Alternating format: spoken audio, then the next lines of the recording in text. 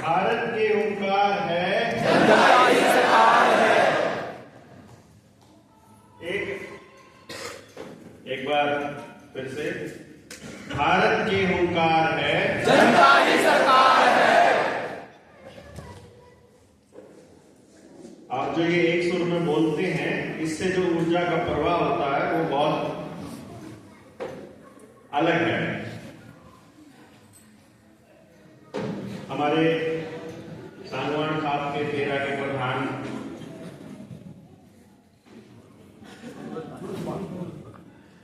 चौधरी सूरजवान सांगवान जी, गांव के सरपंच साहब, सांगवान जी और मंच पर आसीन तमाम मेरे बुजुर्ग, यहाँ गांव से आए मेरी माताएं, बहनें और बुजुर्ग साथियों, नौजवान साथियों, बच्चों, मैं आज की इस बात के जरिए बेसिकली अपने मोर्चे के बारे में कुछ बात इस समाज को बताना चाहता हूं और आपसे एक बात की गुजारिश करूंगा कि दादा सूरजवान हमारे को बाद में बताएंगे कि बच्चों ये काम जो कर रहे हो इसमें क्या सुधार की गुंजाइश है, कुछ गलत कर लिया है तो उसको ठीक कर लो और नहीं तो इसको कंटिन्यू करो, फिर हमें आशीर्वाद देंगे। आप सब लोगों को भी ये देखना है कि एक मौका है पूरे देश के सारे लोगों तक अपनी बात पहुंचाने का। इस मंच के माध्यम से नेताजी के इस जन्मोत्सव पर जब हम इकट्ठा हुए तो हमारे सामने एक मौका है कि उनको याद करते हुए अपने आने वाले समय की अपनी दिशा, अपना रास्ता हम तय कर सकते हैं कि नहीं कर सकते।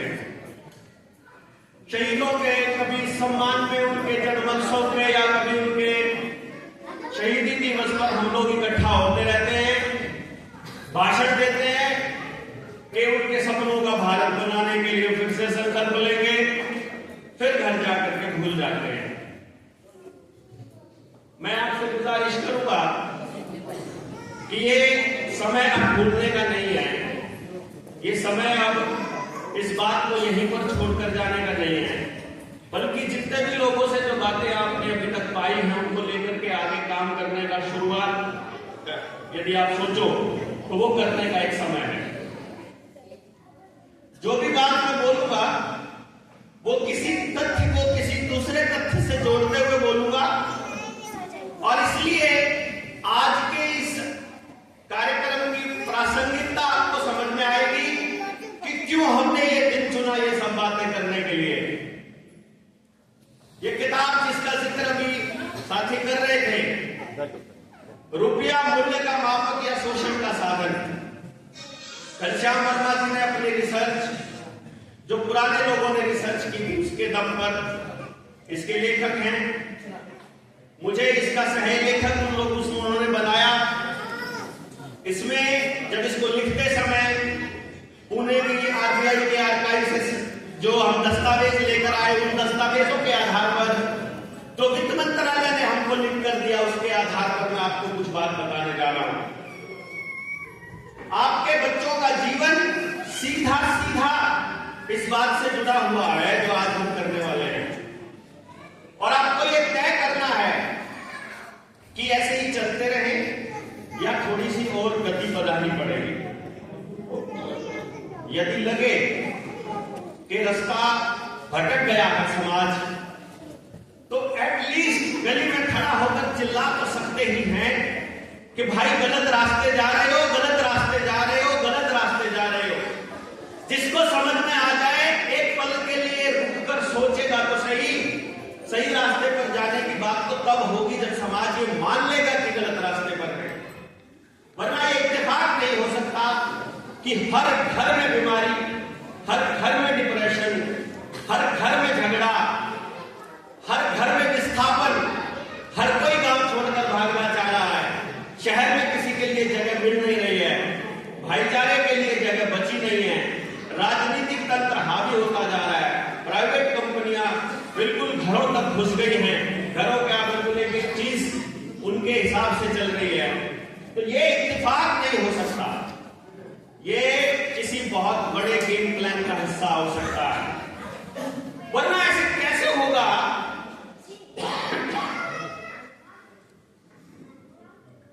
कि एक तो जगह हो रहा हो तो इत्तेफाक मानते हैं, लेकिन हर जगह सेम चीज तो कुछ ना कुछ प्लानिंग है। नेताजी सुभाष चंद्र बोस का जन्मदिवस मनाने के लिए इकट्ठा हुए। पूरी दुनिया में एक आदमी को बहुत बदनाम किया जाता है जिसका नाम है एडोल्फ हिटलर। जर्मनी का शासक था उस वक्त वो, और उसे बदनाम किया गया। अब आप सोच कर देखिए, पूरी दुनिया का मीडिया जिस एडोल्फ हिटलर को तानाशाह, क्रूर और हत्यारा साबित करने पे लगा है, उस हिटलर के साथ नेताजी सुभाष चंद्र बोस के हाथ मिलाने भर में देश के लोग गर्व महसूस करते हैं। कॉन्ट्राडिक्टरी नहीं लगता, विरोधाभासी नहीं लगता कि जनतंत्र का पक्षधर एक व्यक्ति जो अंग्रेजों से आजाद करवाना चाहता है, वो ऐसे व्यक्ति के पास जाकर के बात कर रहा है जिसको दुनिया तानाशाह बोल रही है। फिर समझ में आता है खेल क्या था। 1897 में पैदा हुए नेताजी एक बंगाली परिवार में, और बंगाल ही पूरे भारत से व्यापार का रास्ता तय करता था, और बंगाल में ही उस वक्त राजधानी थी जब पेपर करेंसी एक्ट 1882 को पास किया गया और 15 रुपए की एक मोहर बनाई गई। 10 रुपए की एक मोहर से 15 रुपए की एक मोहर, पूरे भारत का प्रत्येक व्यक्ति का 1/3 धन लूट लिया गया, पूरे भारत के हर व्यक्ति का। और ये बात बंगाल के लोगों को समझ आई तो बंगाल सड़कों पर उतर गया। सारी सड़कें खून से लाल थी, लोग बलिदान देने को तैयार थे। बंदूकों के साथ उस विद्रोह को कुचल दिया गया और मीडिया में उसे छपने नहीं दिया गया, पूरे भारत में वो खबर नहीं आने दी गई। तो किसी वक्त किसी टाइम किसी बुजुर्ग ने, डॉक्टर भूप सिंह जैसे व्यक्ति ने, विद्वान व्यक्ति ने बताया होगा नेताजी को कि तुम्हारे बंगाल से ही शुरुआत हुई थी इस देश की लूट की, जब अंग्रेजों ने पेपर करेंसी छापनी चालू की। तब नेताजी ने ये समझ में आने के बाद ये निर्णय लिया होगा कि ये पेपर करेंसी खत्म करनी पड़ेगी। अपनी मर्जी से छापने का अधिकार जब मिल जाएगा तो हम लोग, हमारी तो एक दिहाड़ी की कीमत कोई आदमी तय करता है और वो बिना किसी कीमत के कुछ भी छापते रहते हैं। तब जाकर उस रुपए को समझने के लिए उस हिटलर से मिलने की तैयारी की थी जिस हिटलर ने अपना जर्मनी का रुपया छापा था, जिसने अमेरिका को आंख दिखा दी थी, जिसने अमेरिका को आंख दिखाई थी कि तुम्हारा डॉलर राज नहीं चलेगा और अब जब जर्मनी से तुमको कुछ चाहिए होगा तो सोना देना पड़ेगा। और ये काम जिसने भी किया है, सद्दाम हुसैन, जनरल गद्दाफी, परवेज मुशर्रफ और इससे पहले के तमाम लोग, जिसने भी अमेरिका के डॉलर को चैलेंज दिया, उन लोगों को बदनाम करके, बर्बाद करके, युद्ध अपराधी घोषित करके यही किया। 2019 में वेनेजुएला का यही हाल हुआ था। 10 लाख रुपए का नोट छापने वाला पहला देश बना पूरी दुनिया का। 10 लाख रुपए का नोट छापने वाला, और 10 लाख रुपए में कितना अनाज मिलता था मालूम है? आधा किलो चावल। 10 लाख रुपए में आधा किलो चावल, यानी 20 लाख रुपए किलो चावल मिलना चालू हुआ। तो वेनेजुएला के लोगों को समझ में आया कि ये तो गड़बड़ हो गई। तो वेनेजुएला के राष्ट्रपति ने प्लान किया कि अब हम अपनी सोना आधारित करेंसी चालू करेंगे और डॉलर के ऊपर की निर्भरता को खत्म करेंगे। इसको खत्म किए बिना वेनेजुएला को नहीं बचाया जा सकता। और जिस दिन वो राष्ट्रपति ये काम करता है, उसी दिन उसके देश के अंदर एक अटैक होता है, वहां अमेरिका की सेना आती है और उसको उठा करके ले जाती है। देखा होगा ना, प्रधानमंत्री था कि राष्ट्रपति था? राष्ट्रपति, और उसकी पत्नी को भी, क्योंकि घर में जिक्र होता है, मेरी पत्नी को भी मालूम है क्या क्या चल रहा है, तो अगर मैं बाहर हो गया तो बताएगी कि हम ये बात किया करते थे कि हम ये प्लान कर रहे थे, हम कोई देश के ऊपर अटैक करने का प्लान नहीं कर रहे थे, हम देश को बचाने की बात कर रहे थे रात को बैठ करके। तो देश को मालूम पड़ेगा कि चर्चा क्या चल रही थी, इसलिए ये बताना जरूरी है कि देश की चर्चा कहां जा रही है। आपके बच्चों का भविष्य निर्भर करेगा इस बात के ऊपर कि आप इस बात को समझने के लिए तैयार हैं कि नहीं है। तीसरे विश्व युद्ध की तैयारी चल रही है, वो लोग तैयारी करके बैठे हैं। पहले के विश्व युद्धों का आपको क्या असर दिखाई देता है? आपको अखबारों में, टेलीविजन में, मीडिया में, किताबों में पढ़ाया गया है, सब झूठ है, सब का सब झूठ है। इस किताब के अंदर एक्सप्लेन किया हुआ है हमने, और उसके बेसिस पर मैं आपको कुछ आंकड़े दे रहा हूं।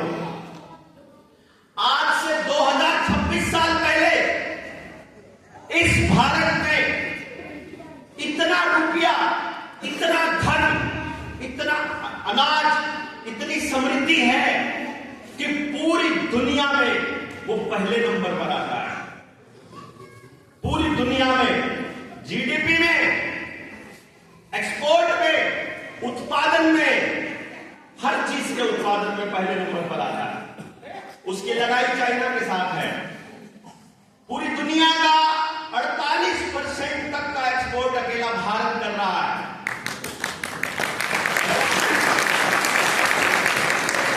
पूरी दुनिया की जीडीपी का 25% पैसा हमारे पास है। उसका मुकाबला चाइना के साथ और बाकी कोई देश कहीं नहीं है। और कौन सा देश जिसको आप अमेरिका अमेरिका अमेरिका करते रहते हो ना, अखबार और टेलीविजन के अंदर, अमेरिका और इंग्लैंड पहले 15 देशों में कहीं नहीं है। इस किताब के पेज नंबर 31 के ऊपर एक्सप्लेन, उसके पेज नंबर 126 पर एक्सप्लेन किया हुआ है। और मेरे आंकड़े नहीं है इस किताब के लिखने वाले घनश्याम वर्मा के आंकड़े नहीं है ये जो ग्राफ दिया हुआ है, ये सारा का सारा आंकड़ा world economic forum, United nation की वेबसाइट से उठाया गया आंकड़ा, जिसको अमेरिका खुद अप्रूव करता है कि हाँ ये देश इतना समृद्ध हुआ करता था। तो कैसे गेम खेला गया? सन 2000, ये मैं 2026 साल पहले कह रहा हूं, एक साल जिसको मान लिया साल नंबर 1, उस दिन हम पहले नंबर पर हैं। चाइना के साथ हमारा कंपटीशन है, बाकी कोई देश कहीं नहीं है, ना अमेरिका ना जर्मनी है, लेकिन जर्मनी 11वें नंबर पर है पूरी दुनिया में, और अमेरिका और इंग्लैंड कहीं नहीं। 1500 साल बीतने के बाद, ये 1500 साल का जिक्र मैंने इसलिए किया क्योंकि हमें ये पढ़ाया जाता है किताबों में छोटे बच्चों को कि 1600 ईस्वी में ईस्ट इंडिया कंपनी भारत में आई थी। 1500 साल में अगर इंग्लैंड की बात की जाए, यूके की, यूनाइटेड किंगडम की, तो यूके 13वें नंबर पर आता है पहले 15 देशों में। 1600 ईस्वी में बात की जाए, और अमेरिका कहीं नहीं है, इस बात को याद रखना, अमेरिका कहीं नहीं है, दूसरे नंबर पर। 1600 में इंग्लैंड 12वें नंबर पर आ गया, जब वो यहां से इंग्लैंड के जरिए वास्को डिगामा अमेरिका चला जाता है, कोलंबस भारत की तरफ आता है। उस दौर की बात बता रहे हैं हम। 1600 में ईस्ट इंडिया कंपनी ने देश के अंदर व्यापार चालू किया। सन 1800 में इंग्लैंड 5वें नंबर पर पहुंच गया है और अमेरिका 12वें पर आ गया। जब ईस्ट इंडिया कंपनी ने यहां से सब कुछ वहां लेकर जाना चालू कर दिया, हमारे यहां रेल की पटरियां बना दी, सड़क बना दी, ये कहकर कि भाई हम लोग तुम्हारी तरक्की कर रहे हैं, लेकिन असलियत में उनको सामान ढोना था। आज के टाइम पर आपको वंदे भारत दिया जा रहा है, वंदे भारत के लिए नई ट्रैक बनाई है, उस नई ट्रैक पर जाकर कभी किसी ने देखा नहीं है। 24 घंटे के लिए वहां उस ट्रैक पर कुर्सी बिछाकर बैठ जाइए उस ट्रैक के आसपास और देखिए कि दिन में कितनी मालगाड़ियां जाती हैं, और वो मालगाड़ियां किस प्राइवेट कंपनी की हैं, कभी किसी के पास समय नहीं है देखने का। उस पर एक यात्री ट्रेन जाती है वंदे भारत, वो भी अडानी की है, और इसके अलावा बाकी सब के सब खादान, सब के सब सिर्फ कंटेनर जा रहे हैं, पूरे देश को लूटा जा रहा है। इधर उड़ीसा से, झारखंड से, छत्तीसगढ़ से, बंगाल से, मध्य प्रदेश, महाराष्ट्र, इधर से सारी खदानों से कोयला, लोहा, बॉक्साइट, एल्यूमिनियम और सोना वो वहां से ट्रांसपोर्ट किया जा रहा है। इधर से कश्मीर से लिथियम, ये आपको बड़े बड़े हाईवेज दे दिए गए भारतमाला के, आपके लिए नहीं है, ये बड़े बड़े कंटेनरों के लिए है। और उन कंटेनरों में ढोया जाएगा आपके देश की संपदा को। और वो सारे के सारे हाईवेज कहां से जा रहे हैं? वो वंदे भारत की पटरी किसके बीच में से जा रही है? अंबानी अडानी के साइलों में से जा रही है, जहां उनके खदान है, उनके बीच में से। आप मान सकते हो, आपके रुपए से, आपकी कमाई से, आपके बाप दादाओं की कमाई से आपकी जमीनों को जबरदस्ती अधिग्रहण करके वो पटरियां बनाई जा रही है। और वो पटरियां अंबानी अडानी के प्राइवेट साइलों में से गुजरती हैं। और जितने भारतमाला के प्रोजेक्ट है, पूरे भारत को ऐसे टुकड़ों में बांट करके और 12-12, 13-13, 10-10 हजार एकड़ के उन्होंने जंग बना लिए हैं। और सबके आसपास एक साइलो है, सबके आसपास इन भारतमाला के। तो अंग्रेजों ने भी यही किया। आपको बताया गया कि आपकी तरक्की नहीं हो रही है। अरे जब पूरी दुनिया का सबसे ज्यादा पैसा हमारे पास है, सबसे ज्यादा धन हमारे पास है, यार क्या हम पीलिए में सामान दे रहे हैं? एक गाय और 1 तोला 5 तोला सोना को ऐसे ही दे दिया करते थे कि 5 किलो चांदी दे दी। क्यों जी? बुजुर्गों को मैं गलत तो नहीं कह रहा हूं। सोना और चांदी को हम गिफ्ट में ऐसे ही दे दिया करते थे। ये उस दौर की बात कह रहा हूं। और उस वक्त हमारे देश से कोई कंसेंट नहीं लिया गया। ये बात आपके बीच में इसलिए कह रहा हूं कि आज भी इस देश में कानून बनाने से पहले आपसे कोई कंसेंट नहीं लिया जा रहा। सरपंच साहब बैठे हुए हैं, ये बैठे इधर, सेक्रेटरी आता है, वो बताता है क्या काम होगा। जो गांव कह रहा है वो काम करने की इनके पास पावर नहीं है। जी, सेक्रेटरी के पास पावर है, यानी गांव में मत दे करके इनको सरपंच बनाया। गांव के टैक्स का पैसा का हमारा अधिकार है, हमारी जमीन है, और उसके ऊपर काम क्या होगा ये सेक्रेटरी बताता है। और सेक्रेटरी सीधा का सीधा ऊपर से चलता है।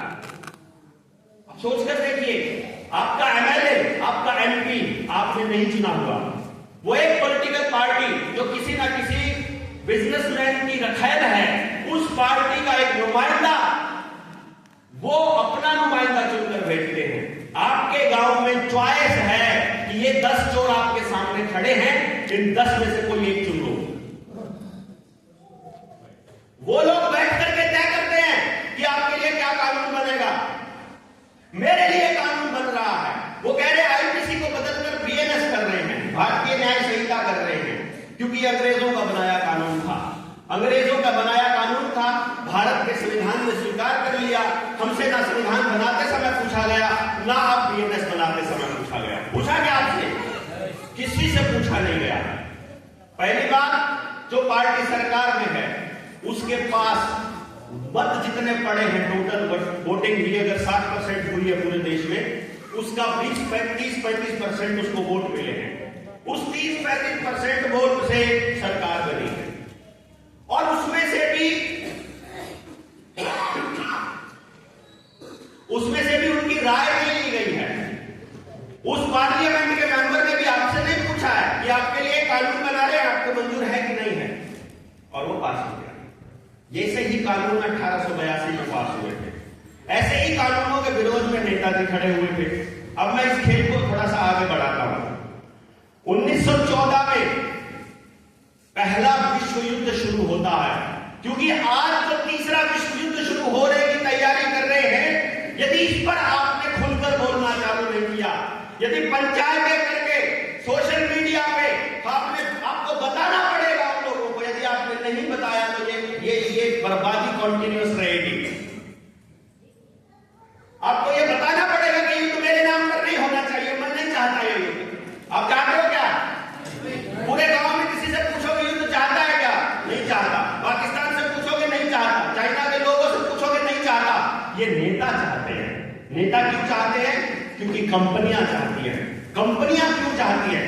क्योंकि जिन देशों की इकोनॉमी कंपनियों से चलती है, मैं उन देशों की इकोनॉमी और जीडीपी का उस वर्ल्ड वॉर से, उस विश्व युद्ध से कंपैरिजन आपको बता रहा हूं। उसका वो करके दिखा रहा हूं कंपैरिजन। 1914 में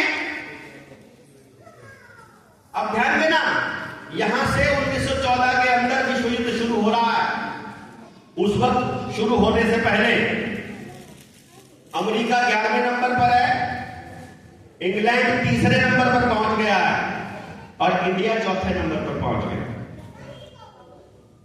समझ गए? जब युद्ध, सॉरी गलती हो गई, अमेरिका पहले नंबर पर पहुंच गया। अमेरिका कितने नंबर पर था? 12वें नंबर पर।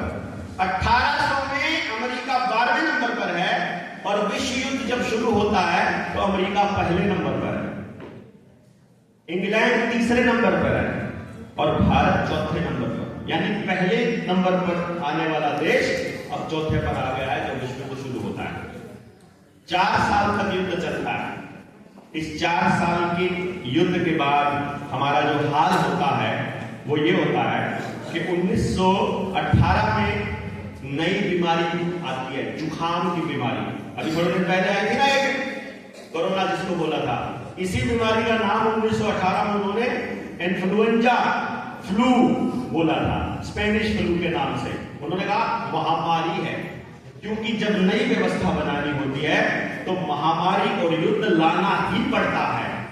ये व्यवस्था जब इनको ढानी है, आपको नए तरीके से फंसाना है तो इनको महामारी और युद्ध लाना है। महामारी ये ला चुके हैं, युद्ध इनको लाना है। 1939 में अमेरिका पहले नंबर पर पहुंच चुका है, रशिया तीसरे नंबर पर आ चुका है, क्योंकि लड़ाइयों के लिए युद्ध जो है अब हथियार रशिया भी बनाने लग गया है, और इंग्लैंड 5वें नंबर पर है, इंडिया इनमें कहीं 6ठे नंबर पर। लेकिन जो सबसे इंपॉर्टेंट बात है वो ये है कि अगर अमेरिका जो पहले नंबर पर है उसकी इकोनॉमी, अगर उसकी जीडीपी 2,31,000 मिलियन डॉलर की है तो इंडिया की इकोनॉमी मात्र 13,000 है। यानी पहले नंबर और 6ठे नंबर में कहीं कोई मुकाबला नहीं है। अब हम 10वें 20वें हिस्से पर आ गए।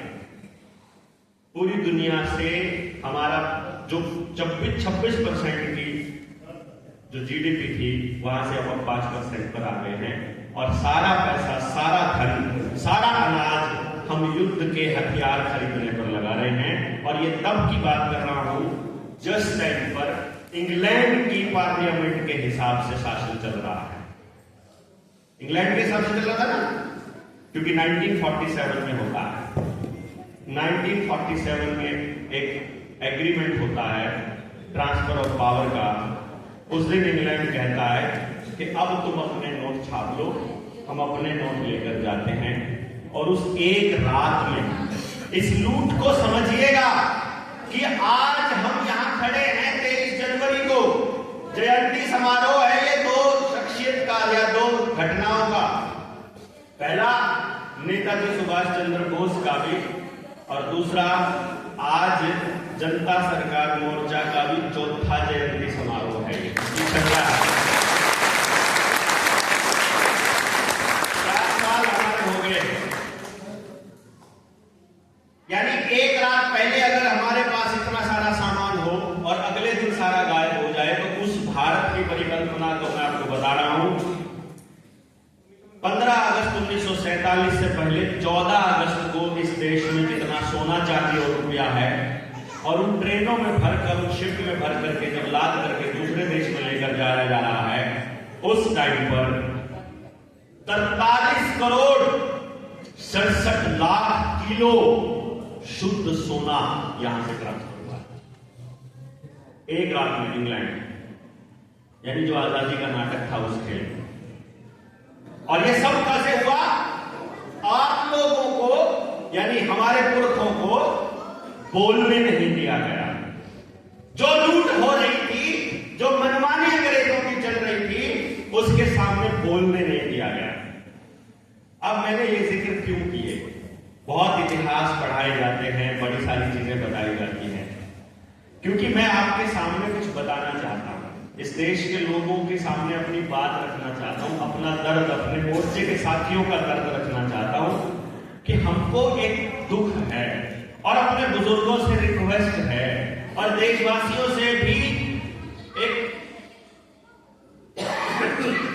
निवेदन है कि कम से कम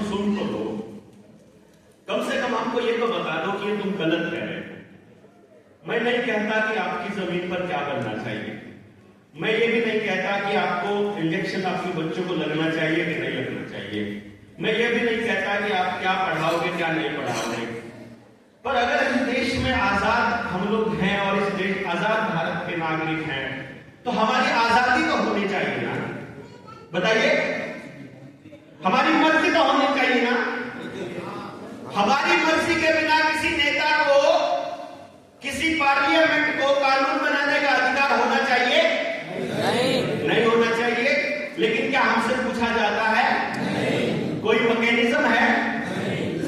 जो अफसर हमसे तनख्वाह लेता है, जो हमारे टैक्स के पैसे से चलता है, हमारी पावर को एक्सेस करके वो हमारे ही घरों को तोड़ने लग जाता है। मेरी इल्तिजा है, मेरी रिक्वेस्ट है इस मनमानी के खिलाफ कि कम से कम इस मनमानी के खिलाफ कुछ खड़े तो होइए। कुछ मनमानियां हैं जो आपके बीच रखना चाह रहा हूं, उसके बाद अपनी बात को समाप्त करेंगे। अफसरशाही है कि नहीं है? अफसरों की दादागिरी है, गुंडागर्दी है, अतिक्रमण के नाम पर बुलडोजर चलाया जा रहा है, रजिस्ट्रेशन के नाम पर, कागज बनाने के नाम पर बुलडोजर चलाया जा रहा है, टैक्सेशन के नाम पर जबरदस्ती हो रही है। होनी चाहिए जबरदस्ती? ये मनमानी रुकनी चाहिए। आरटीओ का जंगल राज चल रहा है, आरटीओ का जंगल राज चल रहा है कि नहीं चल रहा है? कोई भी व्यापारी ट्रक दिखाई दे, कोई भी व्यापारी टैक्सी दिखाई दे, कोई भी पीली प्लेट वाली गाड़ी दिखाई दे, या कोई भी व्हीकल सड़क के ऊपर दिखाई दे, तो उससे हफ्ता वसूली जारी है, अवैध वसूली चल रही है, ओवरलोडिंग के नाम पर दादागिरी चल रही है, दूसरे नियमों के नाम पर जबरदस्ती चालान काटे जा रहे हैं, ऑनलाइन चालान कट रहे हैं, बिना मर्जी के कट रहे हैं। कट रहे हैं कि नहीं कट रहे? ये दादागिरी रुकनी चाहिए कि नहीं रुकनी चाहिए? रुकनी चाहिए। मेरे बाप दादाओं की जमीन पर टैक्स, उन्होंने सड़क बनाई। सड़क बनाते समय हमसे, जब हमने गाड़ी ली, हमसे रोड टैक्स लिया गया। हर साधन का रोड टैक्स हमने दिया, और रोड टैक्स के बाद फिर टोल टैक्स हमसे लिया जाता है। आपको मालूम है टोल टैक्स किस चीज का लिया जाता है? केवल और केवल कमर्शियल एक्टिविटी का टोल लिया जाता है। उस सड़क पर चलने को वो लोग कमर्शियल एक्टिविटी बोलते हैं। एक नई चीज बताता हूं आपको, शायद आपको मालूम नहीं होगा। ये सड़क को इंग्लैंड की पार्लियामेंट अपनी मलकियत मानती है, क्योंकि वो ये कहते हैं, आप कोई मकान लेते हो और उस पर यदि लोन ले लिया आपने, तो कागजात उस लोन के ऊपर वाले बिल्डिंग के लिए जाते हैं या जमीन के लिए जाते हैं? जमीन तो दादा लाई है हमारी, जमीन तो हमारी है ना, जमीन के कागज लिए जाते हैं। जब वो मकान की किस्तें ना चुकता कर पाओ, तो ऊपर की ईंटें लेके जाते हैं या जमीन भी ले लेते हैं साथ में। कोई भी बैंक जो कमर्शियल एक्टिविटी करता है, बिना कुछ गिरवी रखे आपको लोन देगा क्या? तो अमेरिका वर्ल्ड बैंक से जब सरकार, ये भारत की पार्लियामेंट जब लोन लेती है, तो बिना कुछ गिरवी रखे लोन देगी क्या? आपके गांव में जितनी सड़कें बन रही हैं, पुराने खड़ों से तोड़ करके इंटरलॉकिंग वाली जितने ईंटें लगाई गई, जितना पत्थर बिछाया गया, जितना सीमेंट बिछाया गया, आपकी गांव की सड़कों को नीलाम करके बनाया गया है, उनको गिरवी रख के बनाया गया है। आपको मालूम नहीं है? आपको यह भी नहीं मालूम है कि आपके गांव के, आपके पुरखों ने जो जमीनें अपनी मर्जी से दान दी थी सामूहिक कार्य के लिए, कि मेरे गांव के लिए इस्तेमाल होंगे, वो सरकारी अस्पताल की, वो सामुदायिक अस्पताल की जमीन, वो स्कूल की जमीन, वो जोड़ की, बड़ी की, हमारे श्यामलाट की, गौचरान की, मंदिर की, चौपाल की, सारी जमीनें सरकार अपने नाम कर चुकी है। ये सरपंच साहब बैठे, गलत तो नहीं कह रहा हूं, सबके सब अपने नाम कर चुकी है। वो जमीनें आपके बाप दादाओं की जमीनें थी, वो अपने नाम पे कैसे कर ली उन्होंने? क्योंकि आपने ये कहा कि हम निकम्मे हैं और हमसे अपने गांव में कोई काम नहीं होता मिलकर के, इसलिए हमारा काम करने के लिए कोई थर्ड पार्टी आएगी और वो थर्ड पार्टी आपके लिए काम करेगी। सवाल ही पैदा नहीं होता भाई, वो प्रॉफिट के लिए काम करेंगे। उन्होंने आप ही के नुमाइंदों के जरिए, आपके स्कूल में पढ़ाने वाला मास्टर वो आप ही का बच्चा है, और उसने स्कूल मैनेजमेंट कमेटी का प्रस्ताव पास करके उस स्कूल की जमीन की रजिस्ट्री कर दी उनके नाम, ये वापस लेंगे हम। भारत के अंदर जितनी भी जमीनें भारत के लोगों की थी, जिनको इन कॉर्पोरेशंस ने, सरकारों ने अपने नाम पे कर लिया है, क्या ये जमीनें वापस लेनी चाहिए? हम ये गलत तो नहीं कर रहे हैं।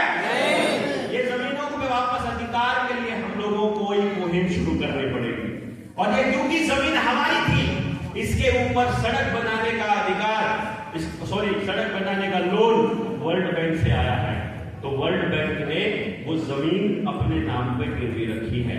तो वो जमीनें जो आपसे अधिग्रहण करने जा रहा है, वो जमीनें वर्ल्ड बैंक के पास गिरवी रखी जा रही है। तो आपका चालान केवल तब होगा, और चालान में जो पैसा है कहां जमा हो रहा है मालूम है आपको? मंत्रालय कहीं नहीं जमा हो रहा। नए कॉर्पोरेशन बन गए हैं, स्मार्ट सिटी प्राइवेट लिमिटेड के नाम से नए खाते खुल गए हैं। भारत की ट्रेजरी में पैसा जमा नहीं होता, सीधा सारा पैसा प्राइवेट कंपनियों को जा रहा है, क्योंकि वो सड़कें अब प्राइवेट कंपनियों की मलकियत बन गई है। एक एक्सपेरिमेंट करके देखना, आगे पुलिस वाला चालान के लिए बैरियर लगा के खड़ा हो, नहीं लगाते हो तो अगर लगा के खड़ा हो, ना लगा के खड़ा हो, वैसे भी खड़ा हो, अपनी बाइक को सड़क से नीचे उतार देना, ठीक है? और बाइक से उतर जाना, चालान नहीं कर सकता। बता आपको ये बात, आपका चालान केवल और केवल सड़क पर हो और उसके ऊपर बैठे कब हो सकता है? तो करके दिखा चालान, नीचे उतार दो उसको, क्योंकि नीचे की जमीन भारत की है और सड़क की जमीन कंपनी की है। वो ऐसा बोल रही है, वहां दस्तावेज हो गया। पुलिस वाले भाई बैठे, मलिक साहब गलत तो नहीं कह रहा हूं, ठीक कह रहा हूं? नीचे उतार लोगे तो चालान नहीं कर सकता। अब आपको उस पुलिस वाले को ऊपर बोलेगा मोटरसाइकिल का एक पहिया ऊपर चढ़ाना, ये हमारे साथ हो चुका है। हमने गाड़ी नीचे उतारी, बोला नीचे को उतारा, ऊपर जा। ऊपर नहीं, नीचे मेरे बाप की है, नहीं ऊपर तेरे बाप की है, मुझे पता है, मुझे पता है, क्योंकि अभी मेरे पास इतने संख्याबल नहीं है कि मैं तेरे से यहाँ लड़ूं।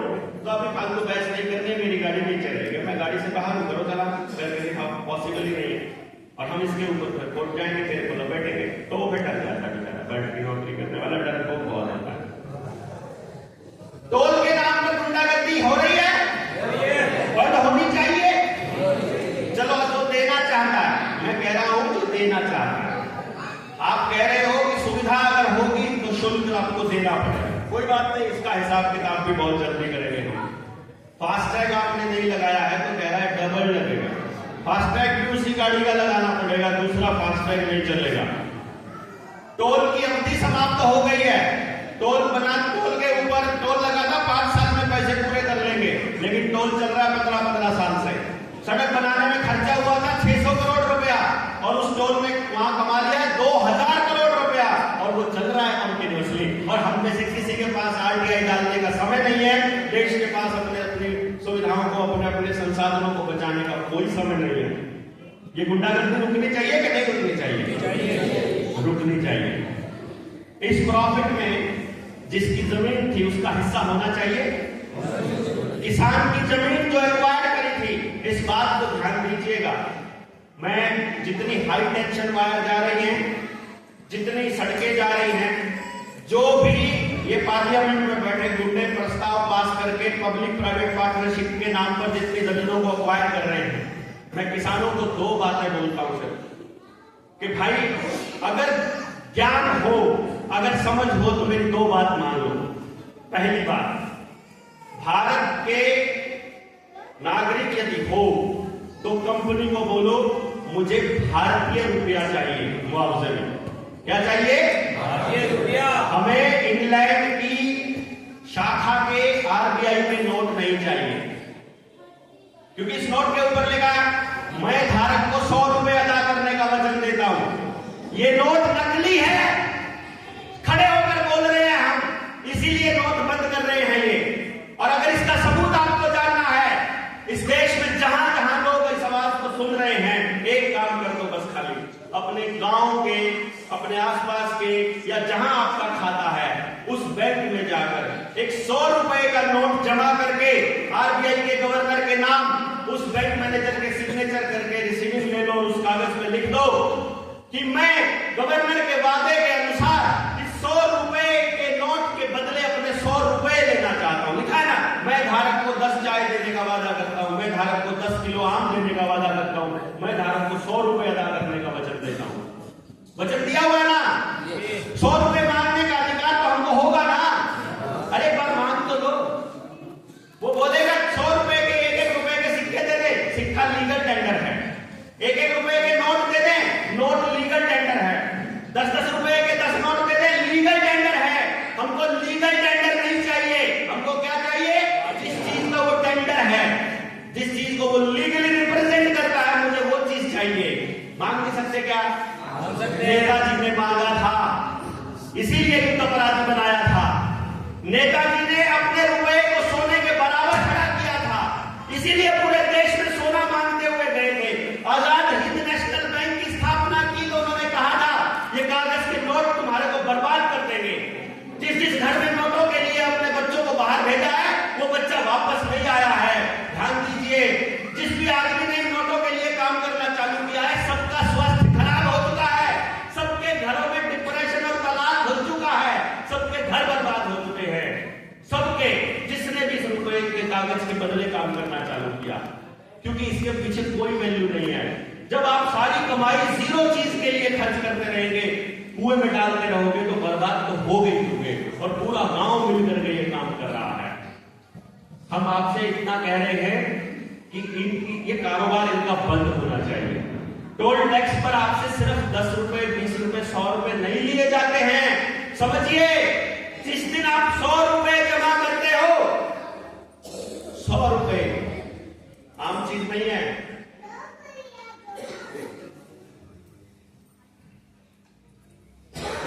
हमारा सुनार बैठा है, कहां है? 1 रुपया कितने का है? 13 प्लस का 10,000 प्लस। 1 रुपया 10,000 प्लस का। देखो कितने कमाल की बात है।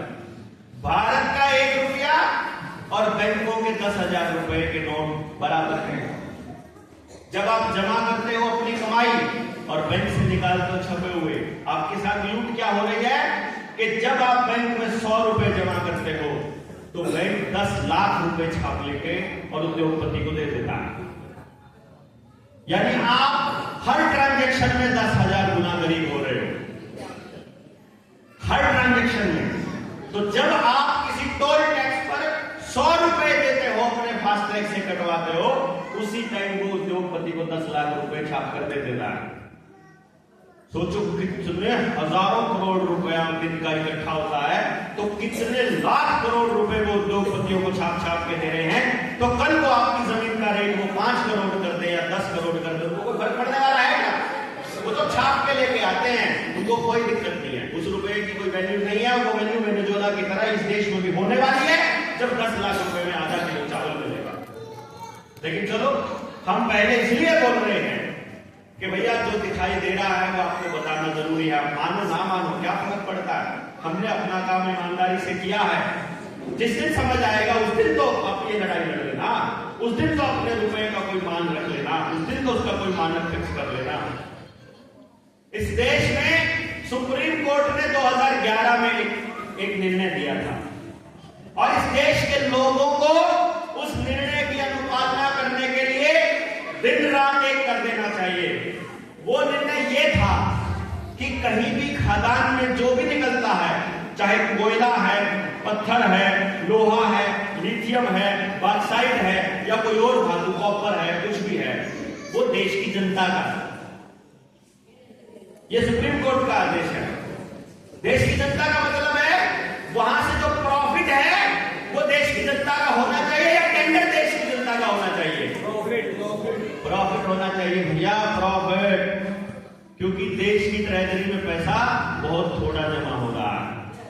यानी अगर 1,000 रुपया उनको कमाना होता है, तो वो मात्र 10 पैसे या 20 पैसे जमा कर रहे हैं ट्रेजरी में। लाखों गुना की लूट हर माइनिंग के साथ हो रही है। आपके आसपास भी कोई पहाड़ होगा जरूर, है ना? यहाँ कल्याणा के आसपास भी था ना पहाड़, जोधपुर में भी है।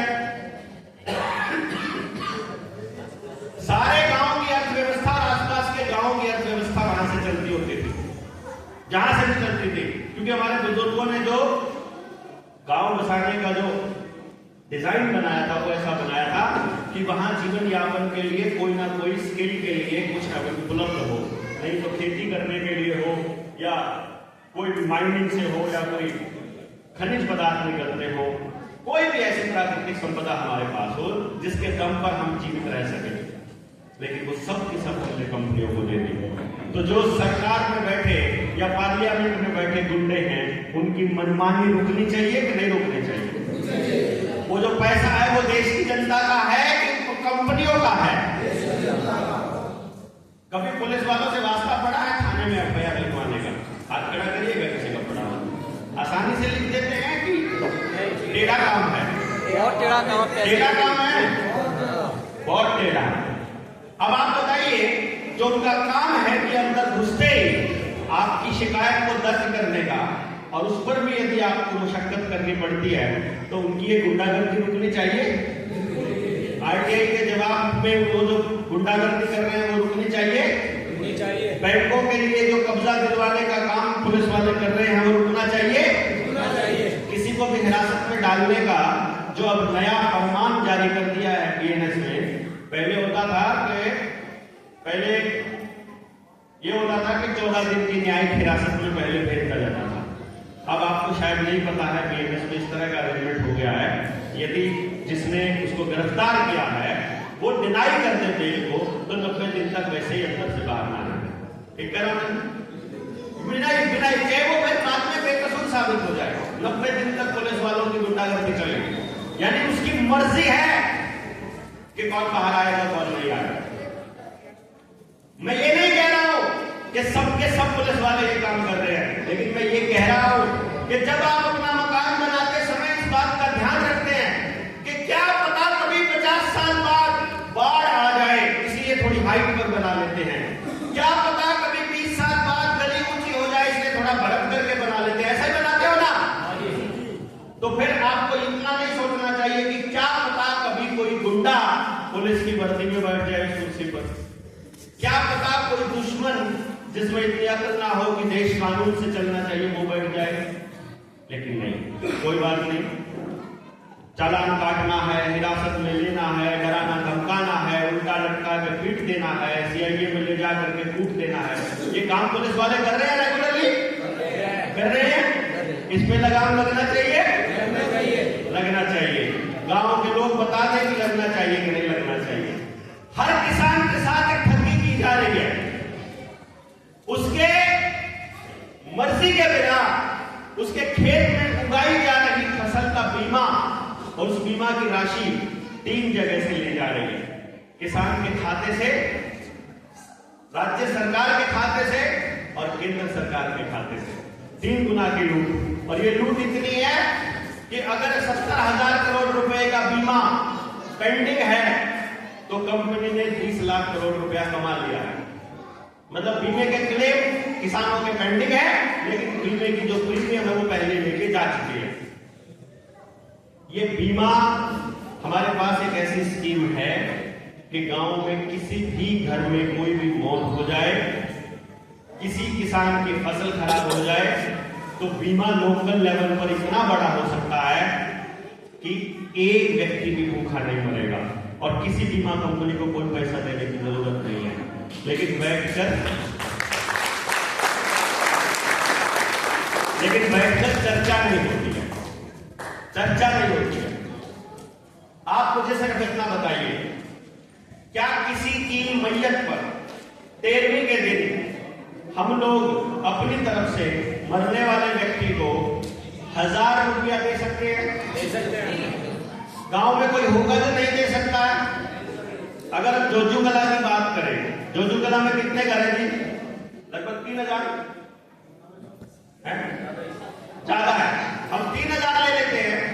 अगर गांव में कोई व्यक्ति कमाने वाला गुजर जाए और पूरा गांव एक सिरे से इकट्ठा हो और उसकी 13वीं पर हर आदमी सहयोग के रूप में 1000 10,000 रुपया दे दे हर परिवार, तो कितने लाख रुपया हो गया? 30 लाख रुपए का बीमा बिना कहीं पर प्रीमियम दिए हो सकता है कि नहीं हो सकता है? ये गांव का बीमा करने का स्टाइल है। लेकिन इस पर चर्चा नहीं होती है। हमको ये बताया जाता है कोई सहयोग नहीं होता, इकट्ठे नहीं होते। वो इकट्ठा करने के लिए ही हम लोग यहाँ पर आए हैं, ताकि आपको बता सकें कि भैया बीज कंपनियों की दादागिरी, अपनी मर्जी के बीज देना, रसायन कंपनियों की दादागिरी, डीएपी की, यूरिया की, उसकी उपलब्धता, उसकी अनिवार्यता के लिए आपको आधार कार्ड देना पड़ेगा। दादागिरी है कि नहीं है? रुकनी चाहिए। एमएसपी के ऊपर उद्योगपतियों की और सरकारों की मनमानी रुकनी चाहिए। स्कूल की फीस, उसके नतीजे, उसकी वर्दी, यूनिफॉर्म, सिलेबस, मनमर्जी के उनके ऊपर जुर्माने, ये प्राइवेट स्कूलों की लूट रुकनी चाहिए। अरे बताओ तो सही। चाहिए। एक तरफ सरकार कह रही है हम लोग आपको सुरक्षित रखना चाहते हैं, लेकिन साथ के साथ ये कहती है अल्ट्रासाउंड तब नहीं करेंगे जब तक आप रजिस्ट्रेशन नहीं करवाओगे, क्योंकि वो पहले झटके में हमको बोलती है तुम हत्यारे हो। पहले झटके में बोलती है। वो कहते हैं हम कैसे हैं हत्यारे? बोले नहीं, तुम अगर लड़की मिली तो तुम मरवा दोगे। ऐसा क्या करके बोलते हैं ना, भ्रूण हत्या करवा दोगे, इसलिए तुमको रजिस्ट्रेशन करवाना पड़ेगा। जैसे कि उनको हमारी लड़कियों की बहुत ज्यादा चिंता, वो हमारी लड़कियों को बर्बाद करने में लगे पड़े हैं, वो हमारे छोटे छोटे बच्चों को बर्बाद करने में लगे पड़े हैं। उनको डोपामिन की डोज दे करके, उनको मोबाइल दे करके, उनके खाने के अंदर जहर मिला करके। आपके गांव की दुकान पर जाकर एक बार पैकेट वाली आइटम के पीछे देख लेना उसमें क्या क्या आइटम है, और एक बार साइड इफेक्ट चेक कर लेना, एक भी आइटम आपके बच्चों के खाने के लिए सही नहीं है। लेकिन नहीं, कोई दिक्कत नहीं। आंगनबाड़ी वर्कर और आशा वर्कर अपने बच्चों को जबरदस्ती वैक्सीन लगवाने की मनमानी कर रही है कि नहीं कर रही है? वहां मर्जी किसकी? मालिक की चलनी चाहिए क्या? माँ बाप की चलनी चाहिए क्या आंगनबाड़ी की? माँ बाप की।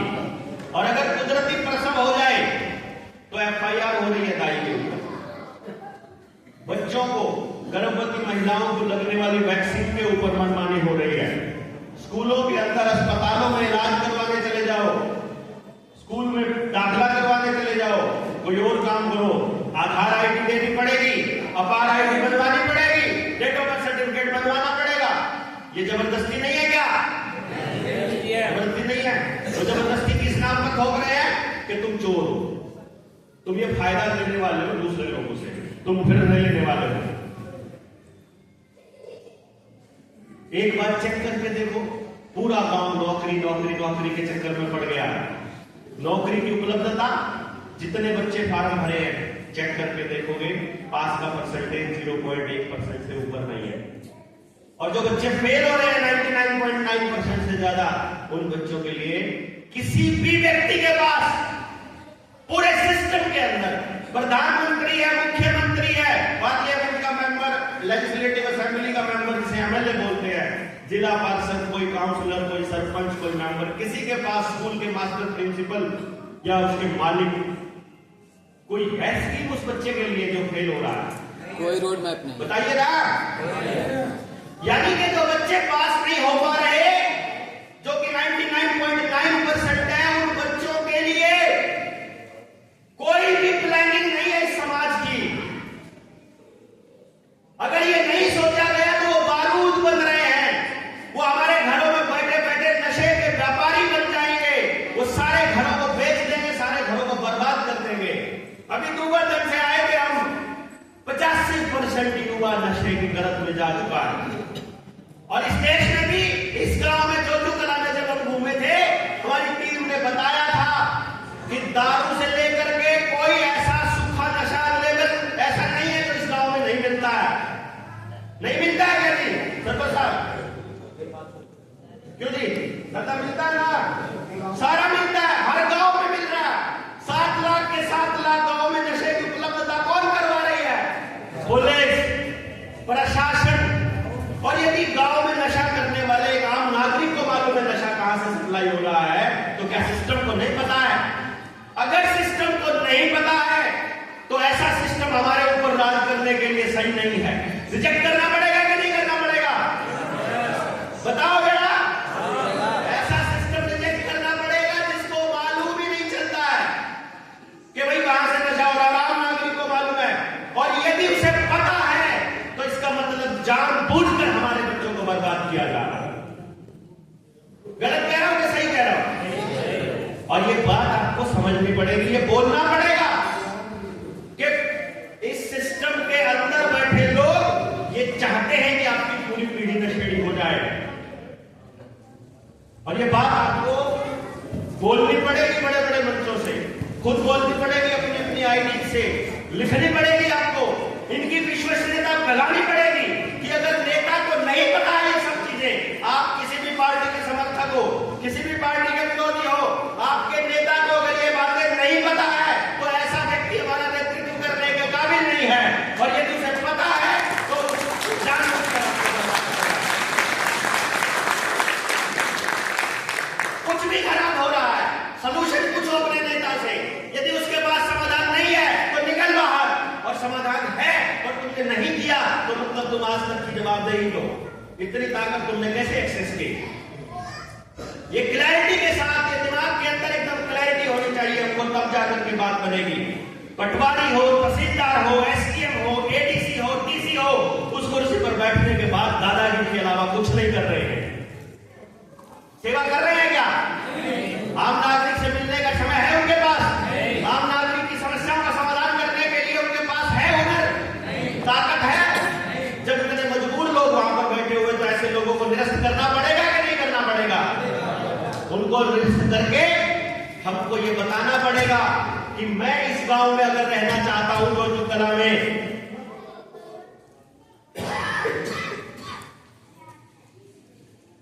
मैं अगर इस गांव के अंदर कोई काम करना चाहता हूं तो मेरा गांव बैठ करके तय कर सकता है। हम बेवकूफ नहीं हैं, हम गधे नहीं हैं कि हमें मालूम नहीं हमारे लिए क्या सही है। एक आरटीआई एक्टिविस्ट मिले थे अपने साथियों को। दादरी का रामनगर की कहानी है। दादरी जो है पंचायत भी है, वहां पंचायत समिति भी है। कमाल की बात यह है कि लगभग 10.5 लाख रुपए उस गली को बनाने के लिए खर्च हुए। कितने? तो खाते से कितना पैसा निकलना चाहिए? तो भैया बिल बने, उन बिलों की फोटोकॉपी निकली, वो 10.5 लाख रुपया पंचायत के खाते से भी निकाल लिए और पंचायत समिति के खाते से भी निकाल लिए। दो बार 10.5 और सेंटर से भी निकल जाएंगे और डीसी भी निकाल लेगा कि नहीं निकाल लेगा आपको मालूम पड़ता है क्या? ऑनलाइन पोर्टल का एक्सेस आपके पास है। वो किसान को ऑनलाइन सीधा खाते में भेजने की बात करते हैं। अपने चाचा को, अपने फूफा को, अपने बुआ को उन्होंने किसान नहीं बना रखा होगा, इस बात की गारंटी है? इसका सबूत बताता हूं। छत्तीसगढ़ का डिप्टी सीएम के बाप के खाते में किसान की सम्मान निधि गई है और उसके नाम पर जमीन भी नहीं होगी क्या पता? और वो गरीबों को देने की बात कर रहे हैं ना, हर किसान को नहीं दे रहे होंगे। हर डॉक्यूमेंट जो किसान बना रहा है, जो भी कागज ऑनलाइन दे रहा है, आधार कार्ड दे रहा है, किसान आईडी, फार्मर आईडी बना रहा है, अपने बच्चे का पोर्टल पे कुछ भी दे रहा है, समझो अपने बच्चे की गर्दन उनके हाथ में दे रहा है। इसलिए डीएपी के लिए, अपनी खाद खरीदने के लिए, बीज खरीदने के लिए, अपनी फसल बेचने के लिए, यदि इस लालच में वो सरकार के आगे, इन अधिकारियों के आगे सरेंडर कर रहा है, कंपनियों के आगे, तो ये समझ लेना आने वाले टाइम में नई व्यवस्था आ रही है जो वर्ल्ड वॉर के बाद आपको आपकी गर्दन को फिर से पकड़ने वाली है। और वो आपके बच्चों को बताया करेगी आने वाले टाइम में कि तुम्हारे बाप दादा इतने निकम्मे हुआ करते थे कि 2026 में हम उनको 5 किलो अनाज दिया करते थे। इस गांव की बात करूं ना मैं जब इस गांव की बात कर रहा हूं जो कला की, तो मैं अपने गांव खटाना की भी बात साथ में कर रहा हूं। 70% लोग गरीब नहीं है गांव में। गांव में गरीब होगा तो 5 से 10% लोग, इतना ही होगा जी।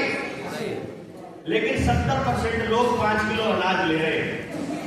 तो आपके पोता पोतियों को 60 साल बाद बताया जाएगा कि 2026 में तुम्हारा दादा इतना निकम्मा था कि उसके पास अनाज भी नहीं था खाना खाने के लिए। 5 किलो अनाज हम दिया करते थे प्रति व्यक्ति।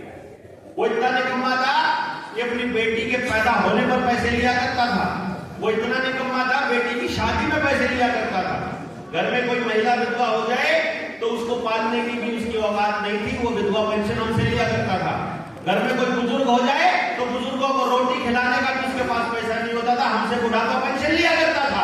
वो आदमी इतना निकम्मा था जो अपने बच्चे को फ्री में पढ़ाया करता था, यहाँ तक कि अपने बच्चे को दोपहर का भोजन भी नहीं खिला सकता था क्योंकि मिड डे मील हम खिलाया करते थे। बताएगा नहीं क्या वो?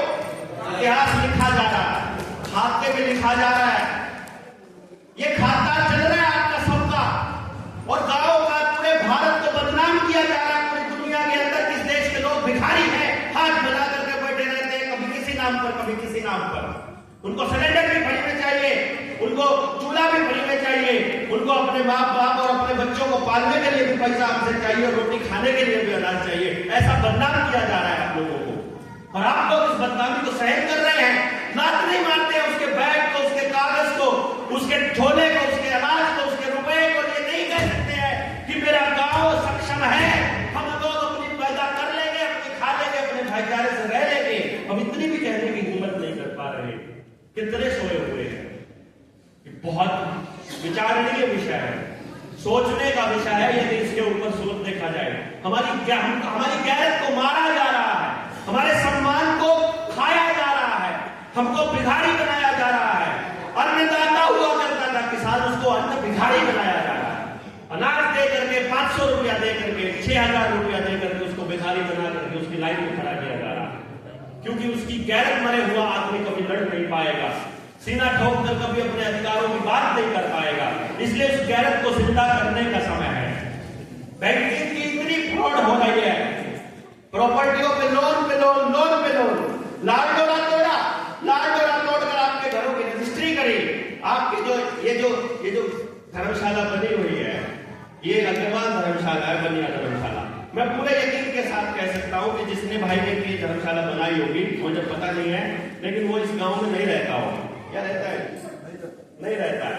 वो व्यक्ति इस गांव में नहीं रहता है। उसने बाप दादाओं की याद में, अपने माता पिता की याद में ये जगह पर ये गांव को समर्पित की, लेकिन उसका कहीं ना कहीं मकान भी होगा।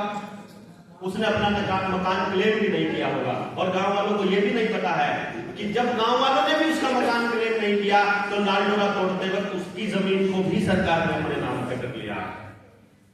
ये गांव की जमीन वापस छुड़वानी पड़ेगी। बताइए ना, ये लाल डोरा वापस स्थापित करना पड़ेगा कि यहाँ किसी भी कंपनी और किसी भी सरकार की एंट्री बैन, यहाँ कोई कागज नहीं बनेगा। जिस चीज का कागज बन गया समझो बेच दी। बच्चे का डेट ऑफ बर्थ सर्टिफिकेट बना दिया, समझो बेच दिया। आपने कोई भी कागज बना दिया, समझो बेच दिया। और नहीं बिका तो बिकेगा आने वाले टाइम में, उसकी वो लगेगी, बोली लगेगी। इसलिए लाल डोरा दोबारा से स्थापित करना पड़ेगा। आप बताइए जरा, बैंक तय करते हैं ना आपकी प्रॉपर्टी की कीमत, आपको अपनी मेहनत की कीमत तय करने की आजादी नहीं है। बैंक तय कर रहा है कि आप क्या खाओगे क्या नहीं खाओगे, क्योंकि बैंकों से जरिए ही कंपनियां चलती है और कंपनियों के जरिए ही आगे की व्यवस्था चल रही है। और वही सरकार में बैठे लोग ऐसी पॉलिसी बना रहे हैं। लेकिन ना, हमको इन बातों पर सोचने का समय नहीं है। जब मर्जी हमारी गाड़ियां जब्त की जा रही है, मनमर्जी के इंटरेस्ट के रेट लगाए जा रहे हैं, लोन देते समय जबरदस्ती बीमा कर डालते हैं। हमारी मर्जी की कीमत भी नहीं है। 2 करोड़ के मकान की कीमत वो कहते हैं नहीं भैया 60 लाख लगेगी और उस पर भी तुमको 40 लाख की लोन मिलेगा और रेट इंटरेस्ट बढ़ जाएगा। रेट ऑफ इंटरेस्ट बढ़ के आप चुकता नहीं कर पाओगे तो आपकी 2 करोड़ की प्रॉपर्टी को नीलाम हम अपने आप करेंगे। तुम आगे आकर के खड़े हो जाओगे तो हम ऑनलाइन नीलाम कर देंगे। ऑनलाइन नीलामी की प्रक्रिया पूरी तरह से बैन होनी चाहिए कि नहीं होनी चाहिए? इसलिए भी बैन होनी चाहिए क्योंकि ऑनलाइन किसी भी वेबसाइट का सर्वर भारत के पास नहीं है। क्यों नहीं समझ रहे हम लोग?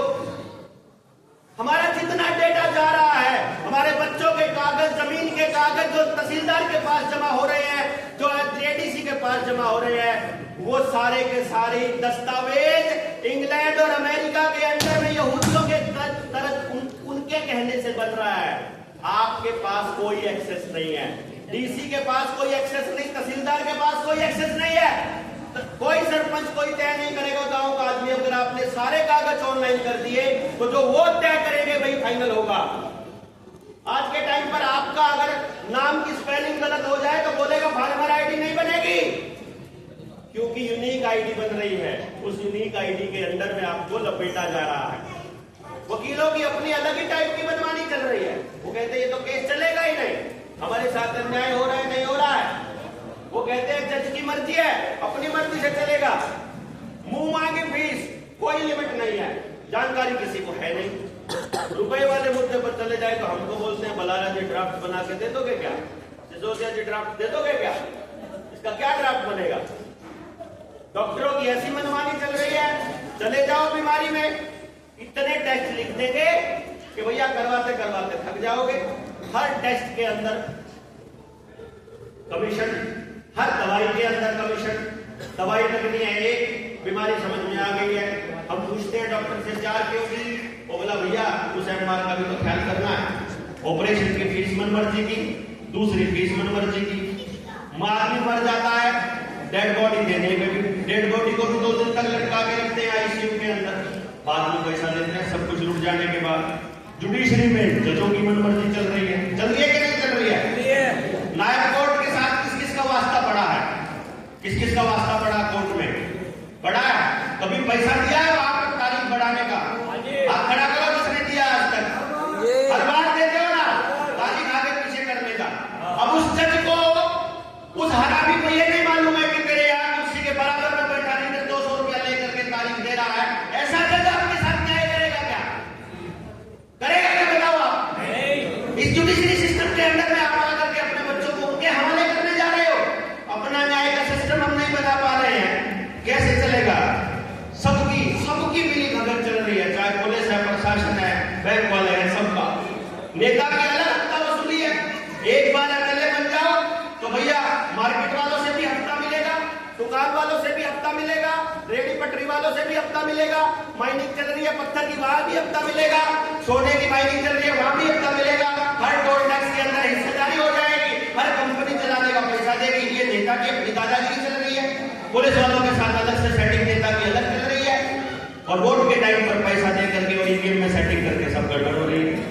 मौसम विभाग की अलग ही मनमानी चल रही है, वो कह रहा है भैया बारिश से बच के रहना, बारिश आने वाली है, वो पहले ही बता रहा है, आपका फोन आपका वो कंट्रोल कर रहा है, वो कह रहे हैं हम अपनी मर्जी से बारिश कर सकते हैं, वो अपने आप आसमान के अंदर केमिकल छिड़कते हैं, वो केमिकल जब हमारी फसलों के ऊपर गिरते हैं हमारी फसल रातों रात गर्म।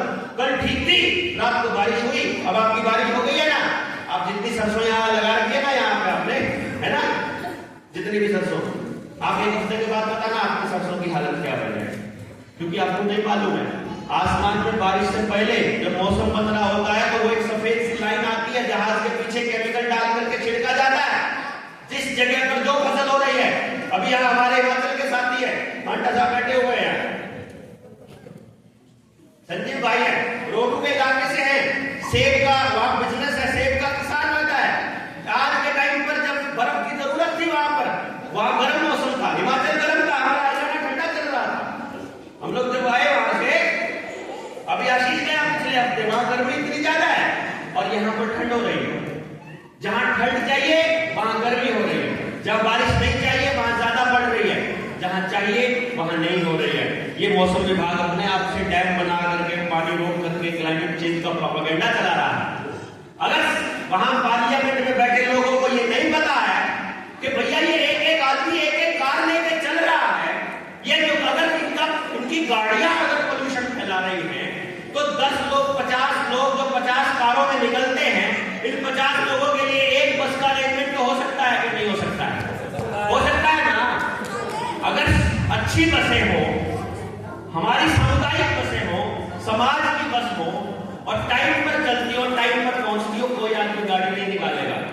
ये सिस्टम को भी पता है, जानबूझकर वो रेलवे के अंदर, उस बसों के सिस्टम के अंदर जानबूझकर कीमतता नहीं लाते हैं ताकि उस विभाग को भी बेचा जा सके, ताकि उसको भी कॉर्पोरेशन को दिया जा सके, आगे कंट्रोल किया जा सके और आप लोगों को अपने अपनी ऊर्जा उन चीजों को खरीदने में लगाए गए। गाड़ी कहेंगे 10 साल में तो कुछ भी नहीं बिगड़ता, लेकिन वो कहते हैं कि तो वेस्ट हो जाएगी। एक यूनिक सिस्टम आ रहा है, आपको नहीं पता है। ये जो आप अपने मोबाइल में स्कैन करते हो ना पेमेंट करने के लिए, बटन दबा करके कैमरा खुल जाता है और फिर पेमेंट में जो यूपीआई आता है, ये बारकोड का सिस्टम, ये आपकी हर चीज के साथ आ रहा है। सड़क के ऊपर लग रहे परियोजना के अंदर बारकोड आने लग गया है कि बारकोड स्कैन करो, इसके बारे में जानकारी मिल जाएगी। आने वाले टाइम में आपकी सारी जानकारियां बारकोड में आ जाएंगी। रेल में एंटर करना है, टिकट खरीदने की जरूरत नहीं है, मोबाइल पे ऐसे खोलो, बारकोड स्कैन करो, स्कैन करते ही वहां पे आ जाएगा लाल रंग। क्या बात भाई? वो बोलेगा कल जोजुकला में तुम लोग इकट्ठे हो रखे थे, इसलिए तुम्हारा एंट्री बैन है। कल तुमने सरकार के खिलाफ एक बात बोली थी, इसलिए तुम्हारी रेल में एंट्री बैन, अब तुम एंटर नहीं कर पाओगे, तुम साइड में हो जाओ, पुलिस वाला अपने आप पकड़ के साइड में करेगा। कम्युनिटी टॉयलेट इस्तेमाल नहीं कर पाओगे। बसें सब प्राइवेट होने वाली है, जो वहां से चलती है ड्राइवर वाली जगह से बटन दबता है खिड़की खुलने बंद करने का, अब आप यहाँ बंद नहीं कर सकते हो।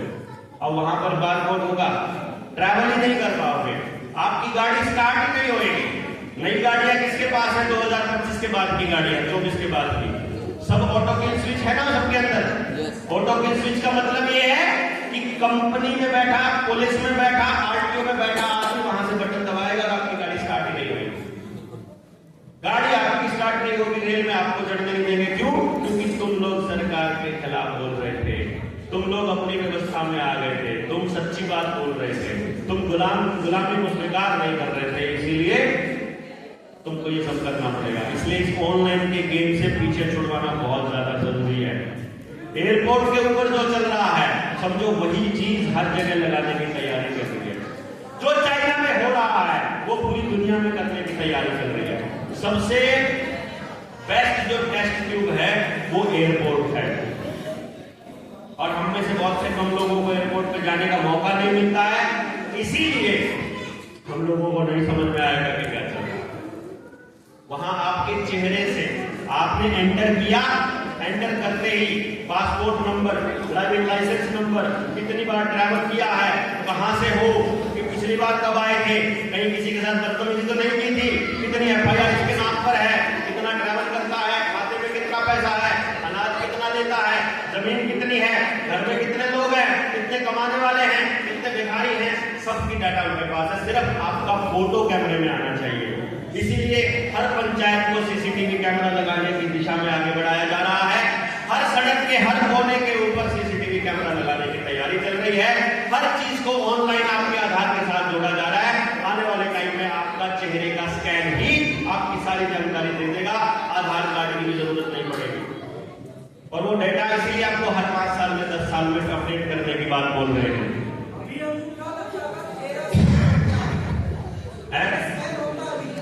आप फेस स्कैन होता पहले उठा लगता था, वेलफेयर के लिए जितना फंड एलोकेट हो रहा है सबका सब फर्जीवाड़े में जा रहा है। आपको ऐसी स्कीमें दे रही है पार्लियामेंट जिसमें कोई हिसाब किताब नहीं है कि भाई कावड़िए आ रहे थे उनके ऊपर फूल बरसा दिए, 20 करोड़ के बरसाएगी, 200 करोड़ के साबित कैसे करोगे बताओ? है गौशाला के लिए इतना चारा खरीद के दिया, 500 करोड़ खा सकते हैं कि 1000 करोड़ खा सकते हैं, किसके बताओ? चारा तो खा गई गाय को, कितनी गाय का पैसा दिया नहीं बता सकते। दिवाली के ऊपर इतने लाख दिए, इतने करोड़ रुपए में हुए, बता दोगे कभी सच्ची में हुए कि नहीं हुए, जले कि नहीं जले? क्यों जी? आपको हर साल स्वच्छ भारत के नाम पर आपको दिए जा रहे हैं प्लास्टिक के कैबिन, प्लास्टिक के डब्बे, हर साल टूट रहे हैं कागजों के अंदर, हर साल नहीं आ रहे, आपको पता ही नहीं है। आपको तो एक बार लगा के 4 साल से वही पड़े हैं, आपको नहीं मालूम हर साल लग रहे हैं। जो ये कुर्सियां आपको मिली हुई है ऊपर से आई है, जो आपके गांव में जगह जगह खड़ी करी है, हर साल पैसा खाया जा रहा है इनके नाम पे। जो गाड़ियां हैं, गाड़ियां चल रही है 20 और पैसा लिया जा रहा है 200 गाड़ियों का, स्वच्छ भारत वाली गाड़ियों का, और सारी किराए में दिखाई जा रही है। माइनिंग के अंदर जितना घपला हो रहा है, आपके बिजली के बिलों में जितना घपला हो रहा है, बिजली के स्मार्ट मीटरों में जितना घपला हो रहा है, हर बच्चे को मिड डे मील के नाम पर कितना घपला हो रहा है, जितनी भी ऑनलाइन योजनाओं में हर जगह कितना घपला हो रहा है, हमारे पास कोई जानकारी नहीं है। कुछ ऑनलाइन उनको दे दिया। अब आपके पास कोई कंप्यूटर, कोई इंटरनेट नहीं है जो उसकी सही जानकारी आपको दे सके। और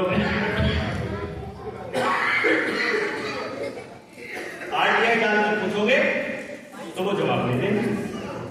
बताओ कैसे पता करोगे कि आपके बाप दादाओं का आपका लगाया हुआ पैसा कहां जा रहा है? पता लगेगा? कोई डिपार्टमेंट है जिसमें आपकी सुनवाई हो रही है? कोई अफसर है जिसके पास समय है आपके लिए? तो किस लिए बिठाए भाई? बताइए। डॉक्टर इलाज नहीं कर रहा है, मास्टर जी पढ़ा नहीं रहे हैं, वकील न्याय के लिए बात नहीं कर रहा है, जज भ्रष्टाचार नहीं रोक पा रहा है, सबके सब सिर्फ लूटने पर लगे हुए, नेता नेतृत्व नहीं कर रहा। हर भर्ती का सिचुएशन क्या है? ठेके में लगा दो, ठेके में लगा दो, ठेके में लगा दो। अरे भाई, अगर इस देश की जनसंख्या 140 करोड़ है तो हिसाब लगा करके ये पता लगाया जा सकता है कि इस गांव की, अगर हम झुंझुनू की बात करें, पता लगाया जा सकता है कि कितने बच्चे बेरोजगार हैं। ये पता लगाया जा सकता है कि आने वाले टाइम में कितने बच्चे किस उम्र में कितने बड़े कब हो जाएंगे, कब किसको किस चीज की जरूरत पड़ेगी। गांव मिलकर तय कर सकता है कि नहीं कर सकता है? लेकिन कोई सिस्टम नहीं है बात करने का। तो फिर अगर सबको चाहिए तो प्राइवेटाइजेशन की जरूरत क्या है? जब हमेशा गांव रहेगा, हमेशा लोग रहेंगे, हमेशा बच्चे पढ़ेंगे, हमेशा ही रहेगा, तो पक्के कर्मचारी लगने चाहिए कि कच्चे लगने चाहिए? पक्के। वो प्राइवेट कंपनी का होना चाहिए कि वो हमारा होना चाहिए भवन? हमारा। लेकिन नहीं जी, मीटर के कनेक्शन के ऊपर, सड़क के हालातों के ऊपर, एक्सीडेंट्स को लेकर, अस्पताल में लापरवाही से हो रही मौतों को लेकर कोई जिम्मेदारी नहीं। वैक्सीन से कितने लोग मर रहे हैं, कोई जिम्मेदारी नहीं। केस निपटान में देरी हो रही है, कोई जिम्मेदार नहीं। सालों साल न्याय की उम्मीद में बैठे रहते हैं, कोई जिम्मेदार नहीं। बीफ एक्सपोर्ट में हम पहले नंबर पर आ गए हैं, कोई जिम्मेदार नहीं। किसान आत्महत्या कर रहा है, हमारे बच्चों को रोजगार नहीं मिल रहा। जानबूझकर नहरों के अंदर फैक्ट्रियों का गंदा पानी छोड़ा जा रहा है ताकि एक्वाटिक एनिमल मर सके। जानबूझकर बोर करके नीचे का पानी खराब किया जा रहा है ताकि हमको टूटी का पानी पीने के लिए मजबूर किया जा सके, ताकि आधार कार्ड वाली व्यवस्था के अंदर आ जा सके। फैक्ट्रियों का पॉल्यूटेड चीजें हवा के अंदर जानबूझकर मिलाई जा रही है। हर 10 गांव के ऊपर एक इथेनॉल प्लांट, एक पावर प्लांट, एक शुगर मिल, एक फैक्ट्री, एक डंपिंग यार्ड या एक गंदगी का माहौल बनाया जा रहा है ऊपर से जहाज से देख कर। लोकल रोजगार बिल्कुल खत्म होने वाला है। पानी बिक रहा है, पानी का बिल आने लगा है, दवाइयों में मनमाने रेट है, खाने के सामान में मिलावट है, डिब्बाबंद पदार्थ तो जितने भी हो रहे हैं सबके साइड इफेक्ट का पता होते हुए लागू है। कौन कितने कदर पाल सकेगा इसका भी निर्णय वो लोग कर रहे हैं। मोबाइल का स्पेक्ट्रम हमारे दिमाग को कितना खराब कर रहा है, प्रजनन क्षमता के ऊपर कितना असर पड़ रहा है, मानव मस्तिष्क पर कितना असर कर रहा है, इसकी कोई रिसर्च नहीं हो रही है। डाक विभाग खत्म हो रहा है। अलग अलग प्लेटफॉर्म के ऊपर आप चेक करोगे इस देश में, वोटर लिस्ट चेक करो, पंचायती राज का डाटा चेक करो, एजुकेशन पे स्कूलों का डाटा चेक करो, वेलफेयर स्कीम चेक करो, जनगणना चेक करो, आपको हर जगह हर गांव की जनसंख्या, हर गांव के लोग, हर गांव के अभ्यर्थी अलग अलग नजर आ रहे हैं। नकली खाद, बीज, दवाई, इससे जो फसल नष्ट हो रही है, किसान बर्बाद हो रहा है, कोई मतलब नहीं।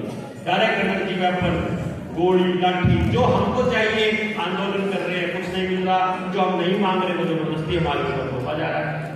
हमारी जमीन हमारी मर्जी के बिना लेके जा रही है भूमि अधिग्रहण के नाम पर। और मैं ये बात बोलता था, जो मैंने बात शुरू की थी, मैं वो एक बार पूरी कर लूं कि भैया अगर आपने ये मान लिया है कि जमीन किसान की है, तो जमीन को एक तो मुआवजे के रूप में भारतीय रुपया मांगना है किसान ने, और दूसरी चीज जो मांगनी है प्रॉफिट में हिस्सेदारी मांगनी है। आपके बच्चे आज जमीन छोड़कर चले जाएंगे, यकीन मानिए 30 साल बाद उनके बच्चों को नहीं पता चलेगा कि जमीन कभी हमारी हुआ करती थी। ऑटोमेटिक कंपनी के नाम ट्रांसफर रहेगा। यहाँ चरखी दादरी के आसपास मैंने एक ऐसी जमीन देखी है जो कभी किसी प्राइवेट कंपनी को अलॉट हुई थी, आज वो खाली पड़ी हुई है। जो बाप दादाओं को 99 ईयर्स के मतलब बाप दादाओं ने 99 ईयर्स के लिए लीज पे दी थी, अब वो बाप दादाओं के अगली औलादों को नहीं पता ये हमारी है, और तहसीलदार के साथ सेटिंग करके वो जमीन सरकार अपने नाम कर लेगी। CCTV camera, online documentation, storage, public private partnership, सरकारी खर्च पे प्राइवेट मॉल्स हो रही है। जमीन हमारी, पैसा हमारा, एयरपोर्ट बन गया, रेलवे बन गया, डाकखाना बन गया, बस स्टैंड बन गया, बसें आ गई, उसके बाद प्राइवेटाइज करना। जब तक वो खर्च हो रहा है जनता का पैसा, और जब आमदनी देने लगे तो प्राइवेट। शराब के ठेके, प्लास्टिक की फैक्ट्रियां, तंबाकू की फैक्ट्री, सब सरकार कर रही है, कह रही है इससे रेवेन्यू मिलता है। अब आप बता दो, अरे अभी तो मैंने शुरू भी नहीं करा, सोचो आप। लेकिन मैं नहीं चाहता कि आप लोग इस मसले पर जाएं। मैं एक आपसे रिक्वेस्ट करता हूं, जितने लोग यहां बैठे हुए हैं, यदि आप समाज के अंग हो तो जनता सरकार मोर्चा का मानना यह है कि एक भी अंग को छोड़े बिना आप तरक्की नहीं कर सकते। सॉरी, एक भी अंग को छोड़कर आप तरक्की नहीं कर सकते। क्यों? समाज का कौन सा तबका छोड़कर तरक्की कर सकते हैं? नहीं कर सकते ना। अर्थात आपको एक बार समाज के हर तबके के बीच जाना पड़ेगा। लोग भरे पड़े हैं, समस्याएं बहुत ज्यादा हैं, भरोसा किसी पर नहीं हो रहा है। जितने भी लोग मंचों से भाषण देने के लिए आते हैं, भाषण देकर निकल जाते हैं, काम नहीं कर रहे हैं। एक मोर्चा बना है जो सचमुच बात कर रहा है, जो सचमुच समाधान चाह रहा है, जो सचमुच समाधान पर काम कर रहा है। एक बार तो जाकर आपको उन लोगों को खाली करवाना पड़ेगा, वो जो भरे पड़े हैं।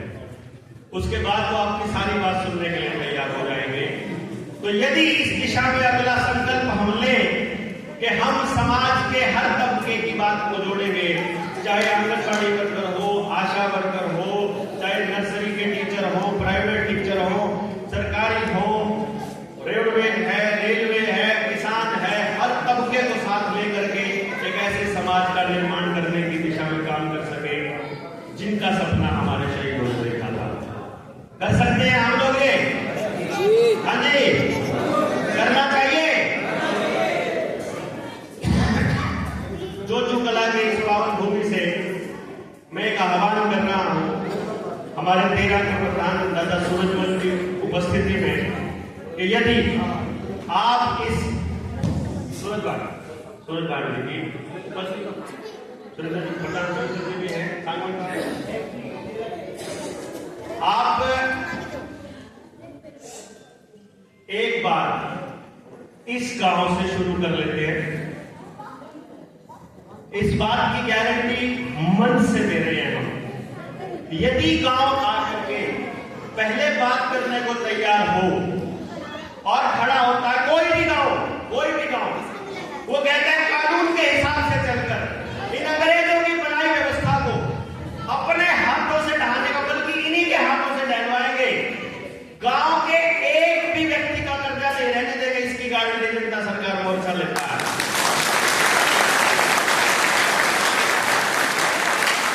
एक भी बालक बेरोजगार नहीं होगा, ऐसी शिक्षा व्यवस्था स्थापित की जा सकती है। अगर किसी का लालच और पैसों का, वो नहीं कहेंगे। बैठ के बात करो, गांव अपने आप क्या करेगा कि कौन से बच्चे किस दिशा के लिए बने हैं, उसकी टेक्नोलॉजी अपने पास है। जितनी लूट मैंने आज तक मचाई है, सारी लूट वापस ली जा सकती है।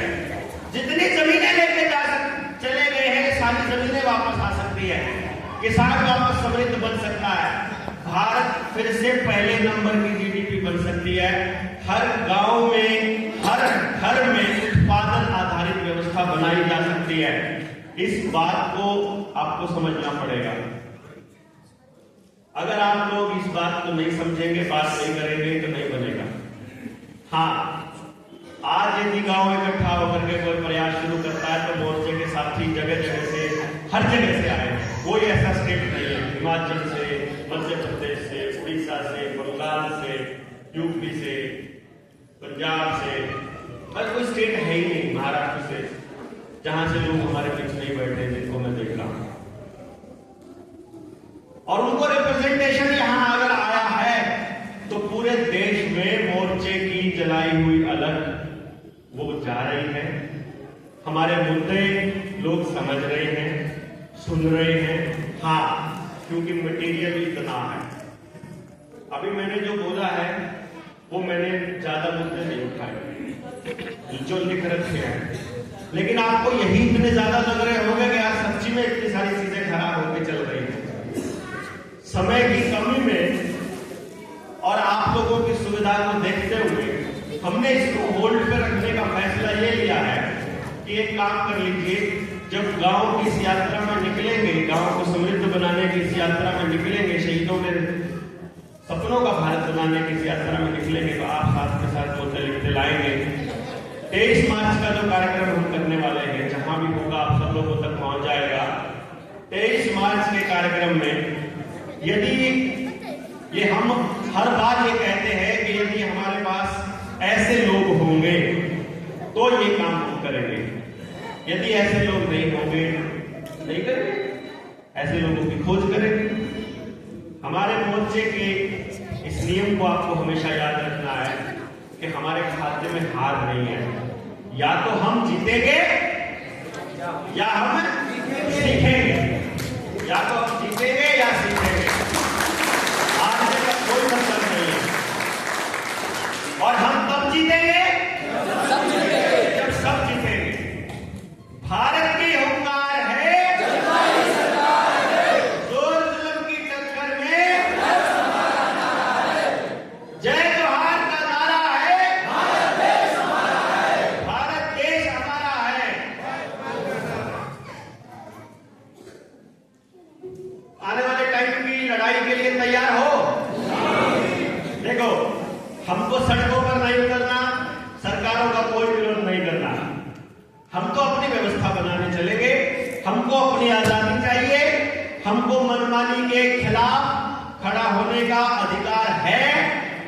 जितना इस किसी बड़े नेता को, प्रधानमंत्री को जिस सृष्टि की जिस ताकत ने बनाया है, उसी ताकत ने मुझे बनाया है, उसी ताकत ने आपको बनाया है, उसी ताकत को हर गरीब आदमी और कमजोर आदमी को भी उसी ताकत ने बनाया है।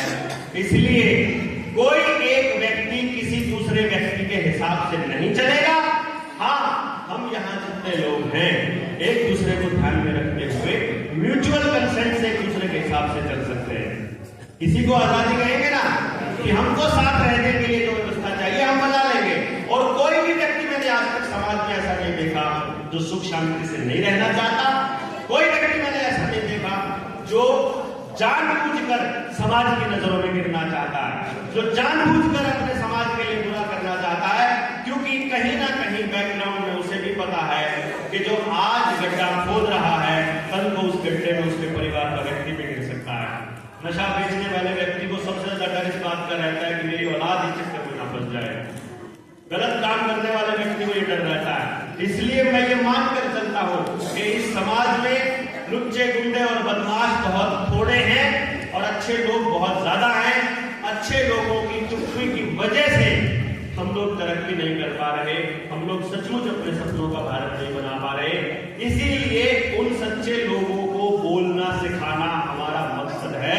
इसी यात्रा पे हम लोग निकले हैं कि हम एक्चुअली असलियत में कुदरत के कानून को मानते हुए, धरती माता की जय करते हुए, भारत माता की नहीं जमीन माता की जय करते हुए, और किसी भी मन चाहे किसी के कंपनी के बनाए हुए मन चाहे कानून की पालना करने के लिए नहीं, बल्कि कुदरत के कानून की, जो लिखा जाता है ज्योतिषी में भी, नेचुरल जस्टिस विल प्रिवेल, कि किसी के साथ अन्याय ना हो और हम लोग शोषण से मुक्त हो सके। ऐसी अपनी मर्जी की जिंदगी हम जी पाए और हमारे बच्चों के लिए, इस कामना में हम लोग निकले हुए हैं। मैं गुजारिश करूंगा कामराम से, हमारे बड़े बुजुर्गों से, हमको बताएं कि हम लोग कहीं गलत तो नहीं हैं। अगर गलत हैं तो इसमें कहां गलत हैं। हाँ, अपने बच्चों के लिए ऐसी व्यवस्था बनाते हुए रास्ते में जो आदमी हमको रोकेगा वो हमारा दुश्मन है, फिर हमें उसके साथ लड़ना ही पड़ेगा और कोई रास्ता हमारे पास नहीं है। फिर आप इसे आजादी की लड़ाई कहें,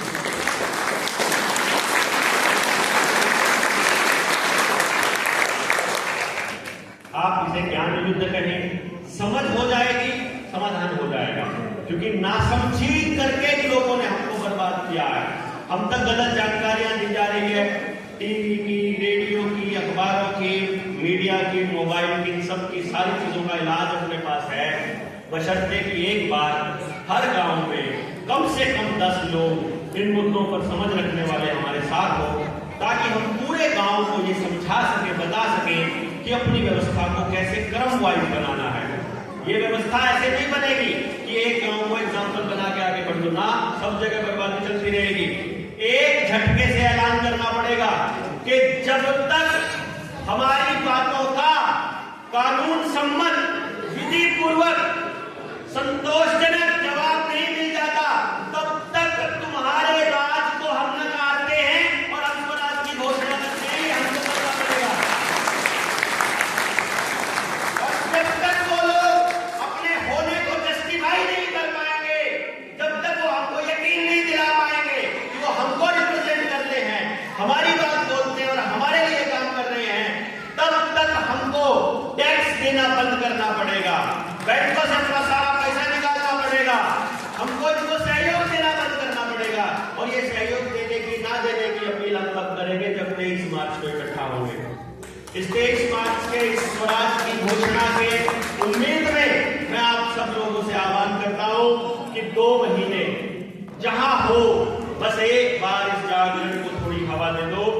सब कुछ लुट रहा है, मेरे गांव सब उजड़ रहे हैं, बच्चे गांव छोड़कर भाग रहे हैं, परिवार टूट रहे हैं, बहुत ज्यादा व्यवस्था खराब होने की दिशा में बढ़ी हुई है। जंगलों में आनंद फानंद में आग लगाई जा रही है, कटरों से लेकर के लाखों पेड़ काटे जा रहे हैं, आसपास हाइब्रिड पौधे दिए जा रहे हैं, पशु पक्षी गायब होते जा रहे हैं। ये जगह तो बहुत फिर भी हमारे भारत को रिप्रेजेंट करने वाली जगहों में शामिल है, वरना उधर करनाल के एरिया में जाओ तो सिर्फ कंक्रीट के जंगल बचे हैं और घरों में बूढ़ा बुढ़िया अकेले पड़े हैं, बच्चे या तो शहरों में शिफ्ट हो चुके हैं या अमेरिका, कनाडा, बाहर ऑस्ट्रेलिया जा चुके हैं। ऐसा भारत की परिकल्पना नहीं की थी जहां हर व्यक्ति शरणार्थी हो जाए। हमने संकल्पना की थी कि मैं अपनी जड़ों से जुड़कर रहूं, मेरी संतानें भी जड़ों से जुड़कर रहे। यदि मेरा गांव मेरे बच्चे को खिला नहीं सकता तो कोई और धरती नहीं खिला सकती, इसलिए मुझे मेरा गांव मजबूरी में ना छोड़ना पड़े। मैं मर्जी से घूमने के लिए, कुछ ग्रहण करने के लिए जाऊं तो 100 बार जाऊं। इस तरह का भारत हम बनाए ताकि फिर से पूरी दुनिया में तो आप सब लोगों से सहयोग की उम्मीद में अगला कार्यक्रम घोषित हो जाएगा। जो साथी आए हैं विद फैमिली वो बाद में भी यहाँ बैठेंगे और हम थोड़ा चर्चा करेंगे। जो लोग लंबे समय के लिए आए हैं, 2-3 दिन के लिए आए हैं, वो भी यहाँ बैठेंगे। जो अगले कार्यक्रम की घोषणा होगी कि हम लोग हिसार में शुरू करेंगे या यमुनानगर में, वो भी आपको बता देंगे। लेकिन हमें किसी न किसी गांव में कभी भी जाकर के बात करने का हुनर आ ही गया है, अब हमें बात करने से कोई रोक नहीं सकता है। नेक्स्ट स्टेप पर हम अगली ट्रेनिंग में बढ़ेंगे और उसके बाद फिर से इकट्ठा होंगे। इस उम्मीद में आप सब लोगों ने जो भी इस कार्यक्रम को आयोजन करने के लिए प्रयास किए हैं और आप यहाँ उपस्थित हुए हैं, आप सबका तहे दिल से धन्यवाद। जय हिंद, जय भारत, जय बिहार।